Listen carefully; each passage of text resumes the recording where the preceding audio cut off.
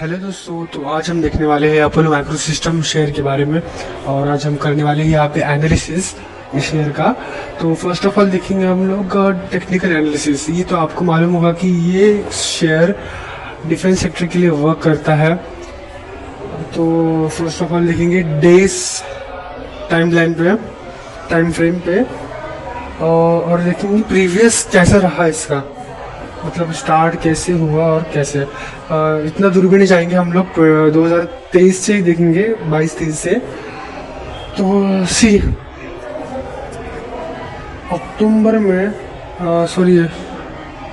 दिसंबर में 20 का 20 तोड़ा, उसके बाद जून में 30 तोड़ा, उसके बाद जुलाई में 40 तोड़ा, उसके बाद 60 अक्टूबर में तोड़ा वो, और उसके बाद 90, और ये इसने नया सपोर्ट बना लिया। और उसके बाद हम देखेंगे ये भागता ही गया, क्योंकि इसको आई थिंक बड़े ऑर्डर्स आए इसलिए। तो ये 160 तक जाके रिवर्स आया, वो रेजिस्टेंस बन गया। और उसके बाद नीचे आते ही जस्ट लाइक सपोर्ट क्रिएट कर रहा है वो। तो ये स्टॉक A123 से कितना ऊपर जाएगा और कितना नीचे जाएगा, चलिए देखते हैं। तो एज पर चार्ट के हिसाब से देखे, एनालिसिस के हिसाब से, टेक्निकल एनालिसिस के हिसाब से देखे, तो यहाँ पे कोई मीन ही नहीं है कि ये अनप्रेडिक्टेबल कैंडल्स से, यहाँ पे कोई प्रेडिक्ट ही नहीं कर सकते ये कैंडल्स पे लास्ट प्रीवियस 6-7 कैंडल से। तो अब आगे मुझे तो लगता है ये नीचे आने वाला है 110-105 तक, बिकॉज ऑफ नीचे इसका सपोर्ट है, उसकी वजह से। और ये ऊपर गया, अभी ये स्टॉक्स ऑर्डर बेस्ड रहते हैं, तो ये ऊपर गया तो 128 तक जा सकता है। 128 से ऊपर गया, 128 को क्रॉस किया तो ये 140 तक भी टच हो सकता है, ये रेजिस्टेंस तोड़ेगा। अभी चलिए हम देखते हैं कि इसको प्रीवियस ऑर्डर, इसको मतलब एक प्रीवियस लास्ट का ऑर्डर जो मिला था उससे इसमें कितना वॉल्यूम आया। Let's see. Apollo micro system has recently secured new order worth 12.7 crore from a private company and been declared the lowest. एकदम उसका लोएस्ट था। तो जैसे लाइक अब हम देखेंगे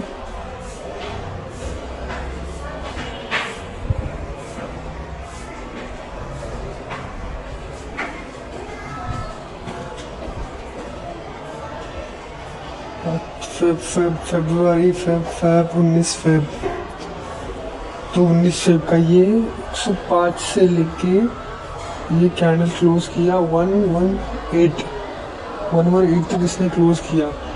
अब स्केल से देखेंगे कितना परसेंट तक इसने वो मोमेंट कैप्चर कर लिया।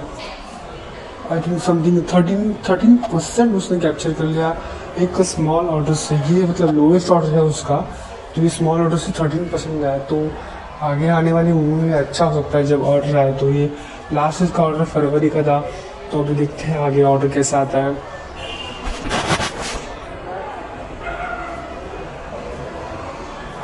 तो इसके बाद हम देखेंगे ये इसका थोड़ा फंडामेंटल ही समझेंगे इसको, फंडामेंटल ही।